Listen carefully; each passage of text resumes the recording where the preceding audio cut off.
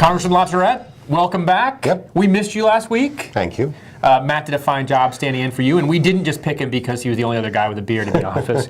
We actually picked him because of his knowledge, and he did a really great job, but we're happy to have you back. Happy to be back. Well, let's jump right into things. Sanctions. There's been a lot of talk recently about Russia and Crimea and the Ukraine, and there's been a battle between the House and the Senate on a sanctions package, an aid package to Ukraine. Talk to us a little bit about that.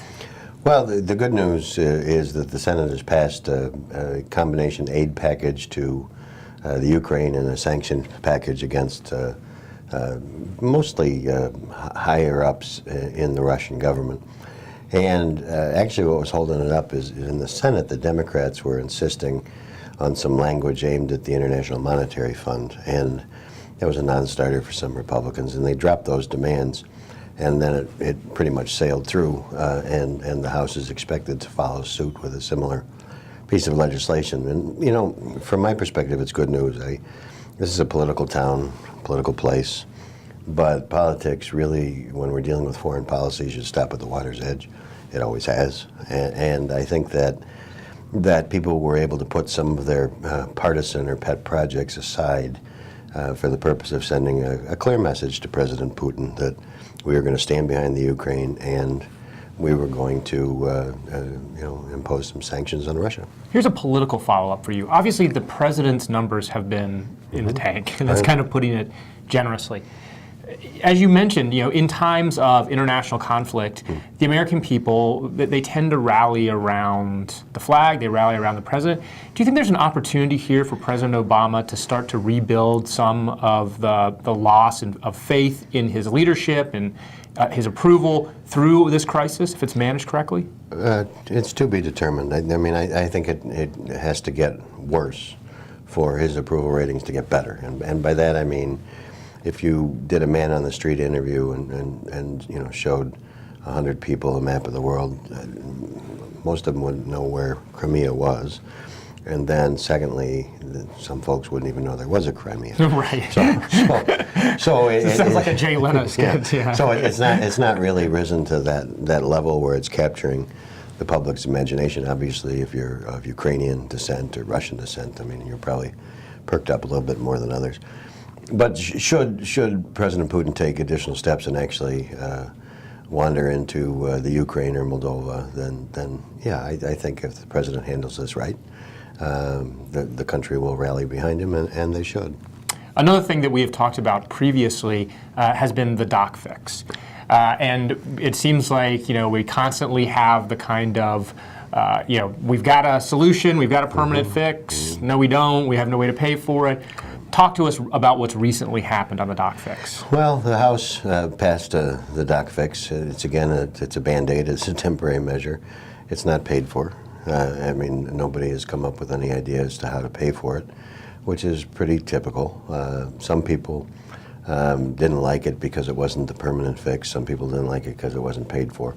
But the doctors were facing, I think it was a 23% reduction in reimbursement for bills that they would submit to Medicare. And that's, whether you like doctors, whether you like Medicare, it really doesn't matter. Not many people have budgeted in that all of a sudden my fees are going to go down 23%. So it had to happen. It always happens. But unfortunately, it's one of those things that is just continuing to delay the inevitable pain that's going to come.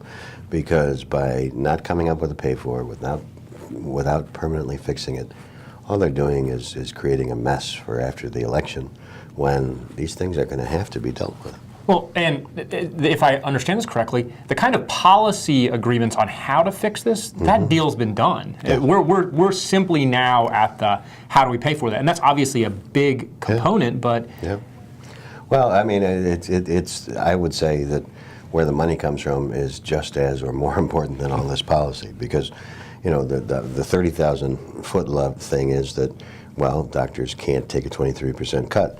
But it costs money, and there are a lot of wildly divergent theories. And one of the unfortunate things in this discussion is that a lot of times some folks say, well, we'll pay for it by cutting reimbursement rates for other providers like hospitals, and so it's really just rearranging the deck chairs on the Titanic and not finding a way to significantly move forward. And again, somebody's going to be very unpopular when they actually have to make a decision and fix the problem.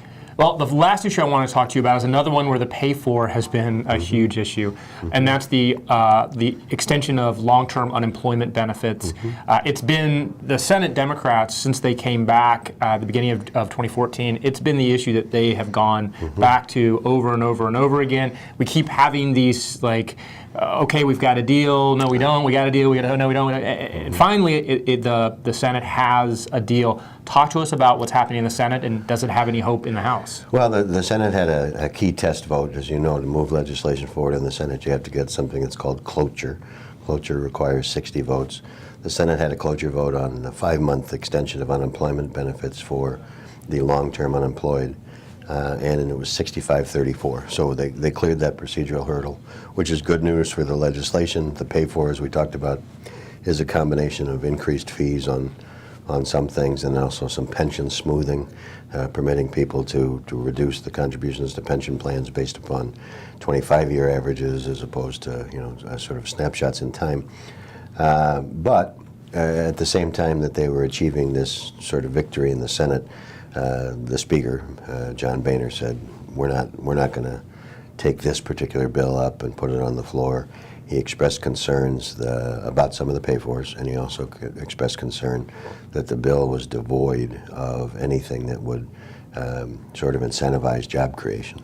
Well, and additionally, the Senate, to get Republican votes in the Senate, they included these reforms to the unemployment, insurance package that was supposed to make it more attractive to help it get through.